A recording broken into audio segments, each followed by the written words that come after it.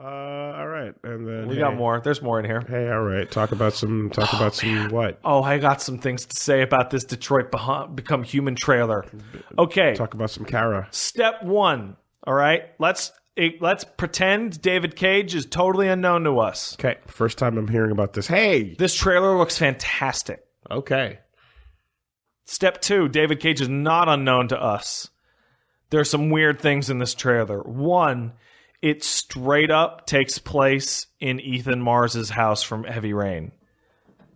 Like, I'm gonna ask. Okay, wait, no, hold on, stop. Literally, or they drive into future Detroit and they drive down what appears to be near identical suburb to Ethan Mars's neighborhood in Heavy Rain. They go into a shittier, dilapidated version of the same kind of 2-story apartment suburban thing. You know that kind of area?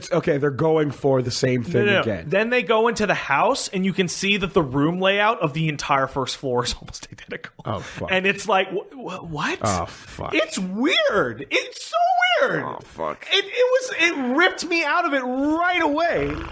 It was so confusing. Here, Pat, something we've never had to do with all of these games in the trilogy or quintology or whatever the fuck is connect them together.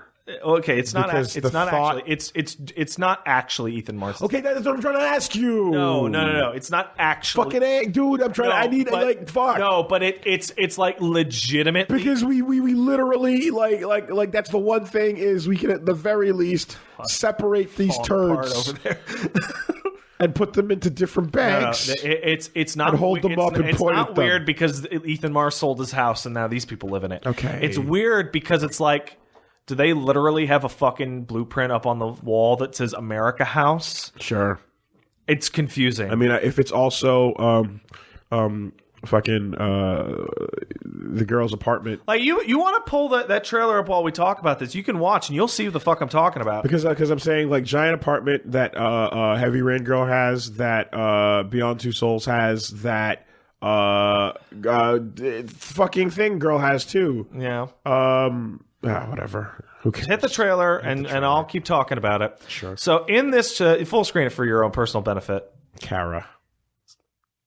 Like, see, that's the living room kind of thing. You see what I'm talking about? Anyway, the general premise is pretty interesting. It's about an abusive. Oh my god, yeah, that stairway. Yeah. You see it, right? It's an abusive father. Yeah. Who in a fit of abuse towards his daughter, like literally, like tore up the old model, and she had to get rebuilt. And it appears that like family abuse is reaching a point of like murder is going to happen. And then it shows off like, here's 10 different ways that it go. And they show endings to these scenarios, like escape, he gets killed, you get killed. They did last time. And it's genuinely like on completely by itself in a vacuum. Yep. It's pretty cool, good. pretty interesting. And it reminds me a lot of like the first kind of moments of Heavy Rain or like the first scene in Indigo Prophecy, right? Mm-hmm. Here's where this trailer for this game is starting to make me really, really, really, really worried.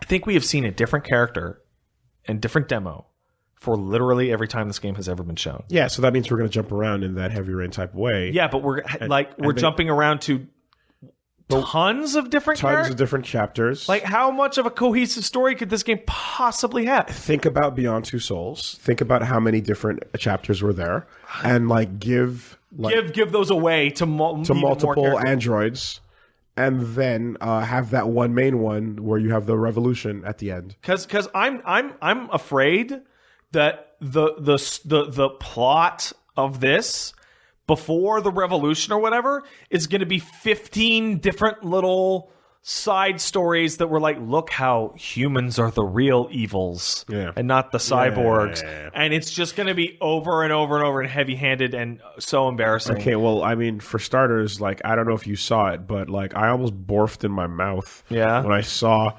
the fucking, like, they had the diorama of like real people on the show floor inside the little boxes just like the androids. Excuse me, sorry, whatever. And the signs were on the front were all like they work hard so you don't have to and but like the lines were all so heavy-handed in terms of just like you can beat and fucking abuse these things because they don't fucking care. It doesn't matter. Be your worst version of yourself, human. Yeah. You know, and it really is like going super heavy and hard on the whole like human bad thing. And it's just like, okay, David, the probably better way to tell the story is with a little thing called subtlety. But what the fuck do you know about that? There's a change that they made to make something more subtle in one of the earlier trailers. Man, greatness awaits. So there's the original trailer, and then there was a trailer a little while later, a couple months later, maybe a year later, right? And it included some of the same scenes. And the core scene that's important that I'm going to talk about is the one where they walk past the diorama, and there's the ad. And in the very, very first trailer, it said, "She works hard so you don't have to." That's yeah. Right? Yeah. In the second trailer and everything past them, it has been changed to "They work hard so you don't have to." So they realize that, okay, it's a little too on the nose with the... Because they're acknowledging that it's a slave person. And it's not a robot. Right? Yeah. But the fact that to me screams someone saw that and pointed it out to them and then they changed it. How much of this lack of subtlety is in there, but no one saw it, so no one could point it out, and so it doesn't get changed? And like, I want to say that the wording of that is actually I'm not gonna.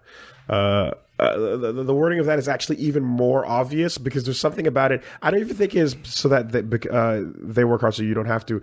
It's kind of like they work hard, you don't. Or I feel like the wording was such an obvious thing that I want to remember exactly what it was, but it was. You know what it makes me feel like. It was not subtle in the slightest. You know what it makes me feel like? The original idea was they had a whiteboard and it was alternate names for robo-slaves. And they're like, okay, guys, throw it up there. What do we got?